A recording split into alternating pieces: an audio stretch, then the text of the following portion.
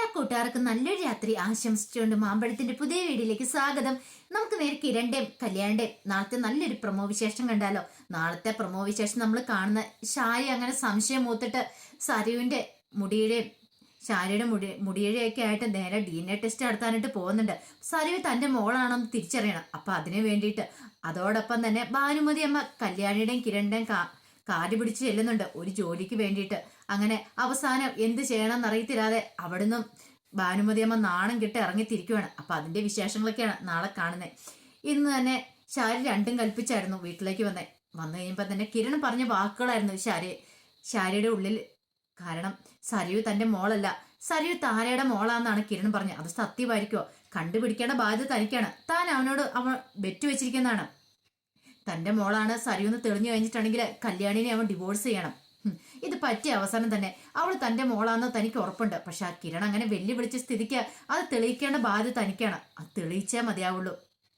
പിന്നീട് സരുവിന്റെ ഒരു മുടിയൊക്കെ കളക്ട് ചെയ്യുന്നുണ്ട്. സരുവിന്റെ കളക്ട് ചെയ്ത മുടിയും തന്റെ ഷാരിയുടെ മുടിയായിട്ട് ഷാരി നേരെ DNA ടെസ്റ്റ് ചെയ്യാനായിട്ട് പോകുന്നുണ്ട്. അപ്പൊ DNA ടെസ്റ്റ് ചെയ്യാൻ പോകുമ്പോൾ ഷാരിയുടെ ഒരു ഫ്രണ്ട് ഉണ്ട്, അവരുടെ അടുത്തേക്ക് ചെല്ലുന്നേ. പക്ഷെ അങ്ങനെ ചെയ്യുന്ന സമയത്ത് ദാർഡയാന്ന് പറയും. തന്റെ മോളുടെ നോക്കുന്നതെന്ന് പറയാൻ പറ്റില്ല. ഇതിന് പകരം വേറെ നാണക്കേടൊന്നുമില്ല, അതൊരു കാരണവശാലും പറയാൻ പാടില്ല. അപ്പൊ പകരം വേറെ ആരുടെയെങ്കിലും പേര് പറയണം. അങ്ങനെ തന്റെ ഫ്രണ്ടിനെ വിളിക്കുവാണ്. ഷാരി അവരെ വിളിച്ചിട്ട് തന്റെ ആവശ്യങ്ങൾ അറിയിക്കുവാണ്. അപ്പൊ ചോദിച്ചു, അല്ല ഇത് ആർക്ക് വേണ്ടി ഈ കാര്യങ്ങളൊക്കെ ചെയ്യുന്നത്? അതെന്റെ ഒരു ഫ്രണ്ട് ഉണ്ട്, അവൾ ആവശ്യപ്പെട്ടിട്ടാണ്. അവൾക്കൊരു മോളുണ്ട്, അപ്പം അവൾക്ക് ചില സംശയങ്ങളൊക്കെ ഉള്ളിലുണ്ട്. അതുകൊണ്ടാണ് അത് തെളിയിക്കാൻ വേണ്ടി മാത്രമാണ് ഇതൊന്നും ചെയ്യുന്നത്. അപ്പൊ എൻ്റെ കയ്യിൽ തന്നു വിട്ടു. അപ്പൊ ഞാൻ പറഞ്ഞു എൻ്റെ ഒരു ഫ്രണ്ട് ഇങ്ങനെ ഉണ്ട്. അപ്പൊ അത് പറഞ്ഞു കഴിഞ്ഞപ്പോൾ അവള് ഒന്ന് ഹെൽപ്പ് ചെയ്യാമെന്ന് ചോദിച്ചാന്ന് പറയാം. ശരി കുഴപ്പമൊന്നുമില്ല. പക്ഷെ ഒരു കാര്യമുണ്ട്, DNA ഫലം വരുമ്പം ഇനിയിപ്പോൾ അവർക്ക് എതിരായിട്ടാണെങ്കിലോ ഫലം വരുന്നേ. ഇനിയിപ്പോൾ അവരുടെ മോളല്ലെന്നെങ്ങാനും അവരും അറിഞ്ഞിട്ടുണ്ടെങ്കിലോ. ഇത് കേട്ടത് ശാരിയിൽ ഒരു ഞെട്ടലുണ്ടായി. അല്ല, ഇത് കേട്ട് കഴിഞ്ഞപ്പോൾ തന്നെ നിനക്കൊരു ഞെട്ടലുണ്ടായില്ലേ? അപ്പൊ ഇതിന്റെ എത്രയോ 10 മടങ്ങ് ഞെട്ടലായിരിക്കും ആ കുഞ്ഞിന്റെ അമ്മയ്ക്കുണ്ടാകുന്നേ. ഇത്രയും കാലം 10-23 വർഷം വളർത്തിയിട്ട് ഒരു നിമിഷം പെട്ടെന്ന് അറിയുവാണ് തന്റെ മോളല്ലേ ഇത്, വേറെ ആരുടെ മകളാണെന്ന് അറിയുമ്പം അവർക്ക് സഹിക്കാൻ പറ്റുമോ? ഞാൻ അതിനെക്കുറിച്ച് പറഞ്ഞെന്നേ ഉള്ളൂ.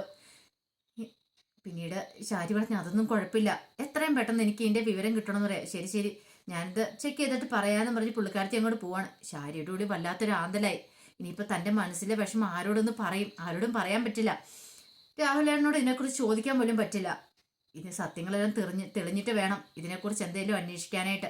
ഒരു കാരണവശാലും ഇപ്പൊ താൻ ഇങ്ങനെയൊന്നും അറിഞ്ഞെന്ന് ഒരു ഭാവം പോലും നടിക്കാൻ പറ്റില്ല. അത് മാത്രമല്ല സരുവിന്റെ മുന്നിലും അവൾക്കും ഒരു സംശയമൊന്നും ഉണ്ടായിക്കൂടാ. ഇപ്പൊ തന്നെ ഈ മുടി കളക്ട് ചെയ്ത് വളരെ വിദഗ്ധമായിട്ടുള്ള രീതിയിലാണ്. അവൾക്കാണ് ചില സംശയങ്ങളുണ്ട്. ഇത്രയും ദിവസം താൻ അവിടെ പോയി നിന്നിട്ടും അവരെ കുറിച്ചൊന്നും ഒരു തെളിവ് കിട്ടിയില്ല എന്നൊക്കെ. ഇനി അവളിങ്ങനെ ചോദ്യങ്ങൾ ചോദിച്ചുകൊണ്ടിരിക്കും. 2 ദിവസത്തിനുള്ളിൽ DNA ഫലം പുറത്തു വരും. ആ സമയത്ത് എന്തായിരിക്കും എൻ്റെ ഭഗവാനെ തനിക്കെതിരായിരിക്കില്ല വിധി. തന്റെ മോളായിരിക്കണം സരു. അവൾ തന്റെ മോളല്ലെന്ന് തെളിഞ്ഞിട്ടുണ്ടെങ്കിൽ തനിക്ക് ഒരിക്കലും സഹിക്കാൻ പറ്റുന്ന കാര്യമല്ല. അതിനെക്കുറിച്ച് ചിന്തിക്കാൻ പോലും പറ്റുന്നുണ്ടായിരുന്നില്ല. ആ താരയുടെ മോളെങ്ങാനും ആയിരുന്നെങ്കിൽ എന്ത് ചെയ്യും? നീ താരയുടെ മോളാണെങ്കിൽ താരയുടെ സരുവിന്റെ അച്ഛനാരായിരിക്കും? ആ ഒരു ചിന്തയൊക്കെ ഉണ്ടാകുന്നുണ്ടായിരുന്നു ഷാരിയുടെ മനസ്സിൽ. അതൊക്കെ ഓർക്കുമ്പോൾ തന്നെ വല്ലാത്ത ടെൻഷനാ. ഇത്രയും നാൾ വിചാരിച്ചുകൊണ്ടിരുന്ന ചന്ദ്രസേനുമായിട്ടായിരുന്നു താരയ്ക്ക് ബന്ധമെന്നാ. പക്ഷെ ഇപ്പോഴാണ് പല സത്യങ്ങളും ഇങ്ങനെ പുറത്തു വരുന്നത്. അതൊക്കെ ഓർത്തപ്പം ഷാരിയുടെ ഉള്ള മനസമാധാനം കൂടെ പോയി. കിരൺ ഇത്രമാത്രം ശക്തിയോടെ പറയണമെങ്കിൽ, ശക്തമായിട്ട് ബാധിക്കണമെങ്കിൽ അവനെന്തെങ്കിലും തെളിവുകൾ കിട്ടി കാണുമല്ലോ. എന്തായാലും DNA ഫലം പുറത്തു വരട്ടെ, അങ്ങനെ സമാധാനിച്ചിരിക്കുമായിരുന്നു ഷാരി. ഈ സമയം ഭാനുമതി അമ്മ ആകെപ്പാടെ പെട്ടുപോയി. എന്ത് ചെയ്യണമെന്നറിയത്തില്ല. അന്നത്തിന് പോലും വകയില്ലാത്ത അവസ്ഥ. ഇത്രയും കാലം ശരണ്യയുടെ വീട്ടിൽ കിടന്നു കഴിഞ്ഞപ്പം ഫുഡിനൊന്നും ഒരു കുഴപ്പമില്ലായിരുന്നു. പക്ഷെ ഇപ്പോഴങ്ങനെയല്ല. ഇപ്പൊ എന്ത് ചെയ്യണമെന്ന് അറിയത്തില്ലാത്ത അവസ്ഥ, എങ്ങോട്ട് പോകണമെന്ന് അറിയത്തില്ലാത്തൊരവസ്ഥയാണ്. ഒരു വീട് വാടക കിടക്കണ പോലും പറ്റില്ല. പ്രകാശനെ ഹോസ്പിറ്റലിൽ ഡിസ്ചാർജ് ചെയ്തിട്ട് എങ്ങോട്ട് കൊണ്ടുപോകും? കാദംബരിയുടെ വീട്ടിൽ കയറ്റുമെന്ന് തോന്നില്ല.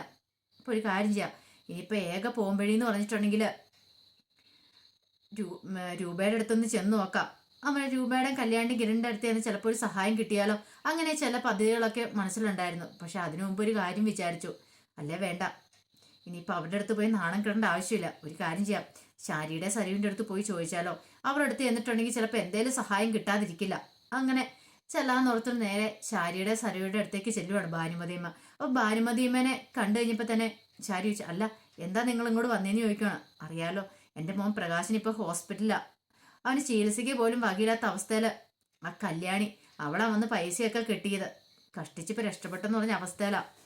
അല്ല ഇപ്പം നിങ്ങൾ വന്നതിൻ്റെ ഉദ്ദേശം എന്താ? എനിക്ക് എന്തേലും ഒരു ജോലി വേണം, ഇവിടുത്തെ അടുക്കള ജോലിയാണെങ്കിലും മതി, ഞാൻ ചെയ്തോളാം. എനിക്ക് അത്യാവശ്യം പിടിച്ചു വയ്ക്കാനുള്ള പൈസ വേണം, എനിക്കും എൻ്റെ മോനും ജീവിക്കണം.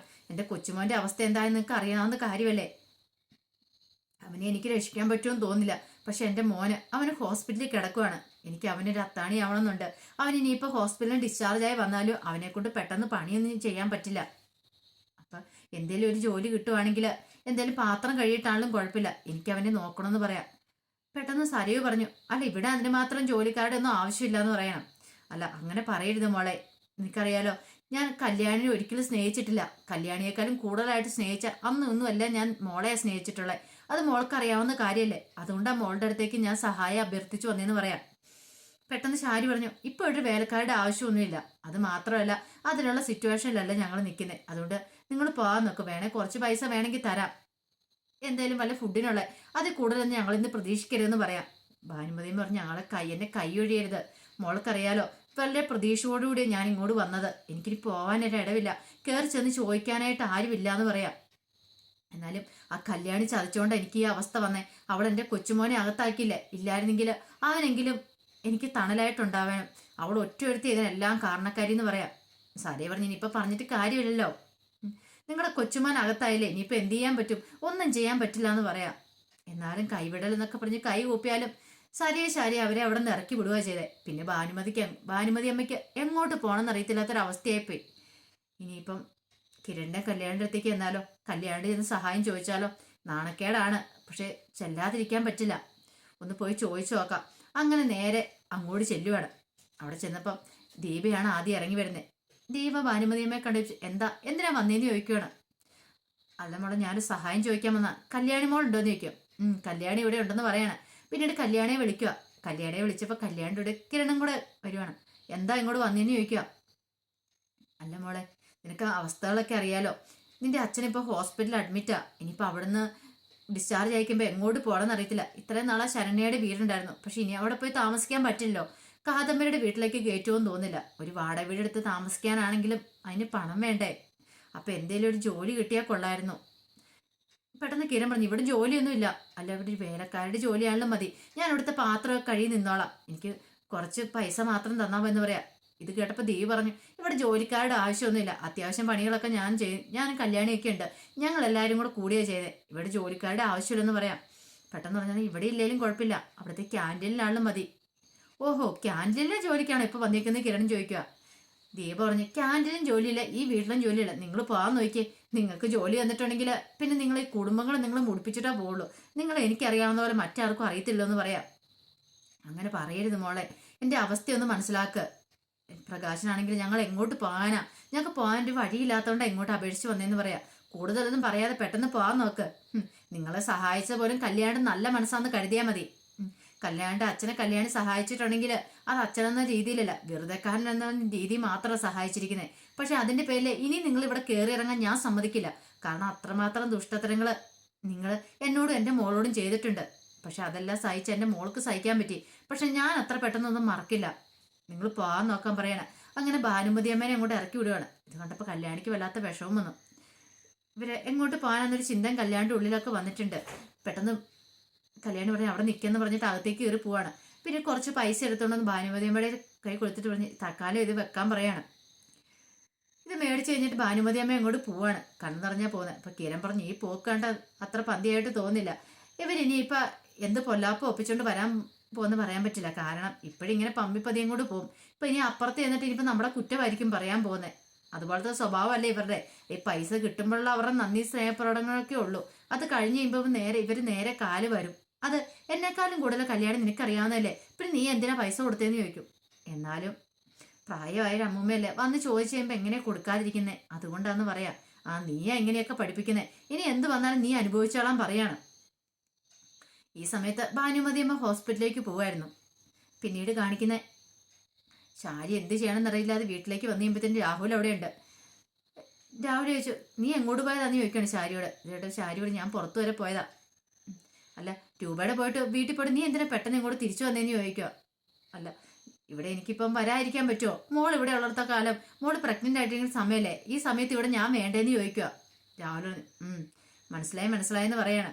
ഈ സമയത്ത് ഒരു ശാരിയുടെ ഉള്ളില് പെട്ടെന്നൊരു ചിന്ത വന്നേ, ഇനിയിപ്പം സരീനെക്കുറിച്ചുള്ള സത്യങ്ങളൊക്കെ തന്നോട് മറച്ചു വെക്കുന്നതാണോ രാഹുലേട്ടൻ? എല്ലാ കാര്യങ്ങളും അറിയാവുന്നതാണോ? ഇത്രയും വർഷങ്ങളായിട്ട് തന്നെ പറ്റിച്ചുകൊണ്ടിരിക്കുകയാണോ? അങ്ങനെ രാഹുലിന്റെ മുഖത്തേക്ക് നോക്കുമ്പോൾ ശാരിക്ക് പെട്ടെന്ന് ആ ചിന്തകളൊക്കെയാണ് വരുന്നത്.